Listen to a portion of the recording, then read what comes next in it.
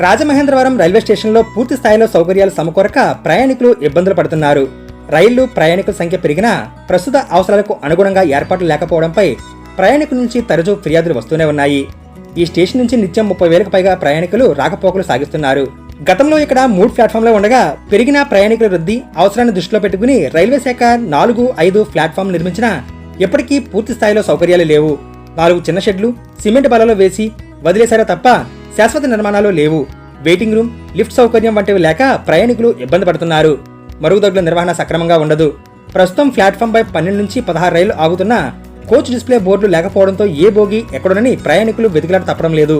కొన్నిసార్లు రైళ్లు రావడానికి 5 నిమిషాల ముందు మాత్రమే ప్రకటన చేస్తుండడం, 1వ ప్లాట్ఫామ్కు వచ్చే రైళ్లు 2వ నెంబర్కు, 3వ నెంబర్కు రావాల్సినవి 4కు రావడంతో ప్రయాణికులు అప్పటికప్పుడు ఉరుకుల పరుగుల మీద తీయాల్సిన పరిస్థితి. కొన్ని రెగ్యులర్ రైళ్లకు శాశ్వత ప్లాట్ఫామ్ కేటాయించాలనే పరిస్థితి కూడా ఏర్పడింది. గతంలో ఈ స్టేషన్లో పారిశుధ్య పనుల నిర్వహణకు 50 మంది వరకు సఫాయి వాలాలు ఉండేవారు. పారిశుధ్య నిర్వహణ బాధ్యత గుత్తదారులకు అప్పచెప్పడంతో సఫాయి వాలా సంఖ్య తగ్గిపోయింది. దీంతో పారిశుధ్య నిర్వహణ కూడా అంతంత మాత్రంగానే ఉంటుంది. ఇక్కడ ప్లాట్ఫామ్లపై స్టాల్స్ నిర్వహణపై పూర్తి స్థాయిలో సంబంధిత అధికారుల పర్యవేక్షణ లేకపోవడంతో ఎంఆర్పీ కంటే ప్రయాణికుల నుంచి అధిక ధర వసూలు చేస్తున్నారనే ఫిర్యాదులు కూడా వస్తున్నాయి.